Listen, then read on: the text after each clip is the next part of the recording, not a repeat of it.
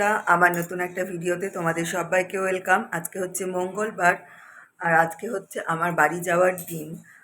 এখন বাজছে সকাল 8টা মতো। আমি দেখো একদম রেডি হয়ে নিয়েছি। 9টায় ট্রেন আমার, 8:30টায় বেরোবো। এখন খাবো ভাত, ভাত খেয়ে বেরিয়ে যাব 8:30টার মধ্যে। দিদির বাড়ি থেকে স্টেশন মিনিট 5-এর রাস্তা। তো ও না, 9টার ট্রেন না, ওটা 8:50-এই চলে আসে। তো সেই কারণে 8:30টার মধ্যে বেরোতে হবে। মনটা খারাপ লাগছে। তো চলো আর কথা বলবো না, এখন চটপট করে খেয়ে নিই, খেয়ে বেরিয়ে পড়ি।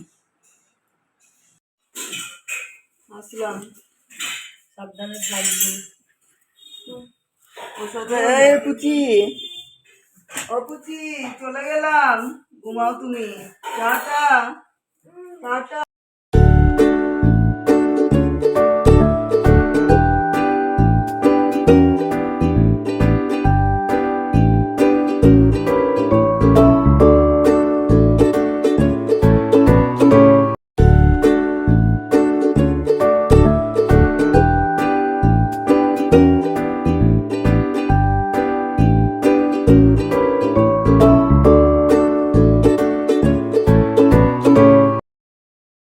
টোটোতে উঠেই ছেলে কান্নাকাটি শুরু করে দিয়েছে। ওর তো খুব মন খারাপ করছে। আসলে এই কদিন তো খুব আনন্দ মজায় কেটেছে।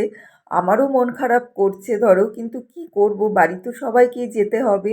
ওটাই ছেলেকে বোঝাচ্ছিলাম যে কাঁদিস না, আমারও মন খারাপ করছে ওর এই কান্নাকাটি দেখে। আসলে সবাই তো বাড়িতে ধরো একা থাকে না, দুদিনের জন্য যখন কোথাও যায় কিংবা কেউ আসে, এত মন খারাপ করে, কান্নাকাটি করে, কি বলবো। আর এই যে দেখো আমরা স্টেশনে চলে এসেছি, আর এখানে এসে শুনছি ট্রেন নাকি 1 ঘন্টা লেট। ভাবা যায়!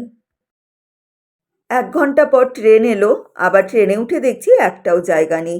আর আমরা উঠেছি লেডিসে, লেডিসটা ভীষণই ছোট, সেই কারণে আরও জায়গা পাচ্ছি না। দাঁড়িয়ে আছি, আমিও দাঁড়িয়ে আছি, ছেলেও দাঁড়িয়ে আছে। পাবো বেশ খানিকক্ষণ পরে, মানে ধরো প্রায় 0.5 ঘন্টা 40 মিনিট দাঁড়িয়ে থাকার পর দুটো সিট খালি হবে, তখন আমরা বসতে পারবো। জায়গা না পেয়ে সবাই ওই বাঙ্কারেই উঠে আছে, কি করবে। একে তো ট্রেন আসার জন্য ধরো স্টেশনে অতক্ষণ দাঁড়িয়ে থাকতে হয়েছে লেট ছিল বলে, আবার ট্রেনে উঠে দেখছি এত ভিড়। এখন মনে হচ্ছে রিজার্ভেশনটা কোনো একটা ট্রেনে যদি করে রাখতাম তাহলে ওটা ভালো হতো, কিন্তু যেহেতু আমি কোন ট্রেনে আসবো কোনো ঠিক ছিল না, সেই কারণে আগে থেকে রিজার্ভেশনটা করে রাখিনি। প্রায় 40 মিনিট দাঁড়িয়ে থাকার পরে আমি আর ছেলে একটু বসার জায়গা পেয়েছি। আর জায়গা পাওয়ার একটু পরেই দেখো আমার ছেলে পুরো ঘুমে কাদা। কালকে আসলে অনেক রাতে ঘুমিয়েছি, তো সবাই গল্প করে অনেক রাত হয়েছিল, সেই কারণে বসা মাত্রই ঘুমিয়ে পড়েছে। আমরা পৌঁছে গেছি হাওড়ায়। আর এই যে হাওড়া স্টেশনের সেই পরিচিত দৃশ্য, সব সময়ই মানুষের ভিড়। মানে আমি যখনই এখানে আসি, সে যে টাইমই হোক না কেন, এই রকমই মানুষের ভিড়টা দেখতে পাই। তো চলো, ঠিক টাইমেই পৌঁছে গেছি আমরা হাওড়াতে। এখন প্রথমে যাব হচ্ছে একটু এই স্টেশনেই যে খাবারের দোকানগুলো আছে সেখানে গিয়ে ছেলের জন্য একটু খাবার কিনবো। ওর তো খুব খিদে পেয়ে গেছে, আর ট্রেনে না সেরকম কিছু আজকে ওঠেও নি। তো এই যে এখন ছেলে পছন্দ করুক ও কোনটা খাবে। এখন আমরা যাচ্ছি হাওড়া মেট্রো স্টেশনের দিকে। আজকে মেট্রো করেই বাড়ি ফিরবো।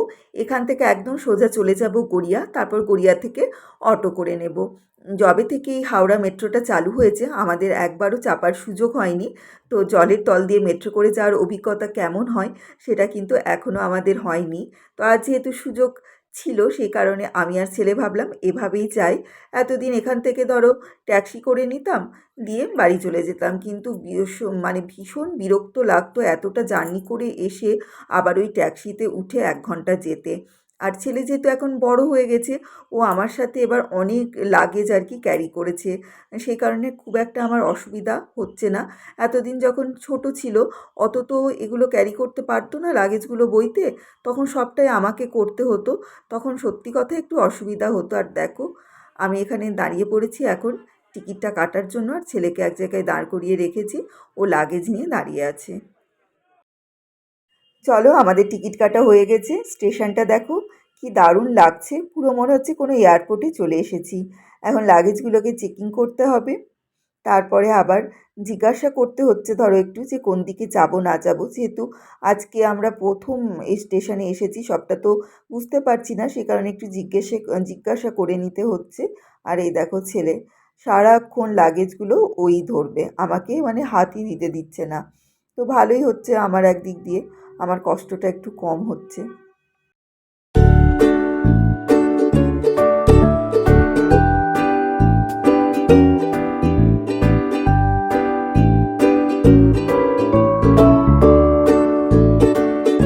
এই যে নীল আলোটা দেখতে পাচ্ছ, এখন আমরা জলের তলা দিয়ে যাচ্ছি। ট্রেনে উঠে ক্যামেরা বের করতে করতেই রাস্তাটা শেষ হয়ে গেল। খুবই কম রাস্তা, বোধহয় 1 মিনিটও হবে না। এখন আমরা নেমে গেছি স্প্ল্যানেডে। হাওড়া থেকে স্প্ল্যানেডের ডিফারেন্স খুবই কম, 1-2টো স্টেশন পরেই তো স্প্ল্যানেড। এখান থেকে আবার আমাদের গড়িয়া যাওয়ার মেট্রো ধরতে হবে। তো দেখি কটার সময় আবার গড়িয়া যাওয়ার মেট্রো আছে। উঠে পড়েছি আমরা গড়িয়া যাওয়ার মেট্রোতে। আগের মেট্রোটায় তো বেশ ভিড় ছিল, এটাতে ভিড়টা একটু কম, মানে 2-3 মিনিট দাঁড়ানোর পরেই আমরা দুজনা জায়গা পেয়ে গেছি। মেট্রো করে যাওয়াতে একটা সুবিধা কি হয়েছে বলো তো, সেই ক্লান্তটা লাগছে না। না হলে ওই 6-7 ঘন্টা ট্রেনে আসার পর যখন আবার ট্যাক্সি করে যেতে হতো না, গরমে পুরো ক্লান্ত হয়ে যেতাম। আর যেহেতু পুরোটা এসিতে এসেছি, সেই কারণে সেই ক্লান্তিটা লাগছে না। আর দেখো আমরা পৌঁছেও গেছি গড়িয়া। এখন বাইরে বেরিয়ে অটো করে নেব।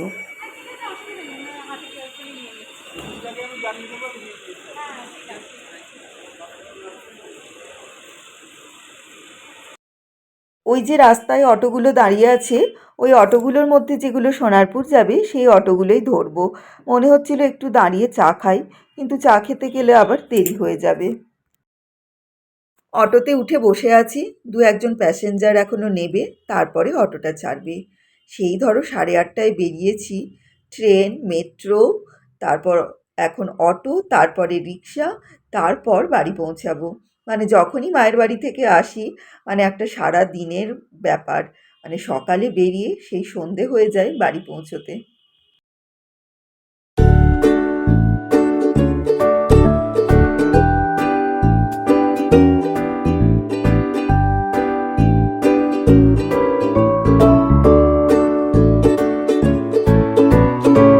এই মাত্র পৌঁছালাম বাড়ি। 5টা বাজেনি এখনো, 5টা বাজতে 10। উফ, বাড়ি এসে মনটা একটু খারাপ করছে। বাড়ির সবারই জন্য, মা, দিদি, পুচকিটা, আবার সেই চেনা জায়গা, চেনা পরিবেশ, সেই একঘেয়ে রুটিন, প্রত্যেক দিন একই কাজ। কিছু করার নেই, মন খারাপটা ওই একদিন থাকে, 1-2 দিন, তারপর আবার ঠিক হয়ে যায়। তো চলো এখন ফ্রেশ ট্রেশ হই। ভাল লাগছে না, ক্লান্ত লাগছে। সেই বেরিয়েছি 8:30টায় বাড়ি থেকে, 9টায় ট্রেন, সেই ট্রেন এলো 10টায়। যাই হোক, এই মেট্রোতে আসাতে না খুব সুবিধা হয়েছে। নাহলে হাওড়া থেকে হয় ট্যাক্সি করতে হতো, না হলে শিয়ালদা এসে সেখান থেকে আবার ট্রেন ধরতে হতো। তো এটা একটা বিশাল সুবিধা হয়েছে। এবার জার্নিটা সেভাবে কিছু বুঝতে পারলাম না। চলো তাহলে ফ্রেশ ট্রেশ হই, পরে আবার কথা বলছি। ফ্রেশ ট্রেশ হয়ে সন্ধে জেলে আমাদের দুজনার জন্য ম্যাগি বানালাম। কারণ হচ্ছে এত ক্লান্ত, অন্য কিছু আর বানানোর মতো এনার্জি নেই, আর বাইরের খাবার এখন আর সত্যি কথাই খেতে ইচ্ছা করছে না। ম্যাগিটাই একমাত্র যেটা 2 মিনিটে হয়ে যাবে। তো এখন খিদেও পেয়েছে প্রচণ্ড, কারণ রাস্তায় সেরকমভাবে তো কিছু আমি খাইনি। ছেলে ওই প্যাটিস খেয়েছিল খালি, আর ট্রেনে টুকটাক খেয়েছিলাম। তো ওই জন্য ম্যাগিটাই বানিয়ে নিলাম, তাড়াতাড়ি হয়ে গেল। এবার খাবো, খেয়ে একটু রেস্ট নেব। এখানে আমাদের ম্যাগি একদম রেডি। চলো তাহলে চটপট করে আমরা খেয়ে নিই। ভিডিওটাও এখানে শেষ করছি। আমার ভিডিওটা যদি তোমাদের ভালো লেগে থাকে, তাহলে অবশ্যই আমার চ্যানেলটাকে লাইক করো, শেয়ার করো, সাবস্ক্রাইব করো। খুব তাড়াতাড়ি চলে আসবো নতুন একটা ভিডিওর সাথে। টাটা।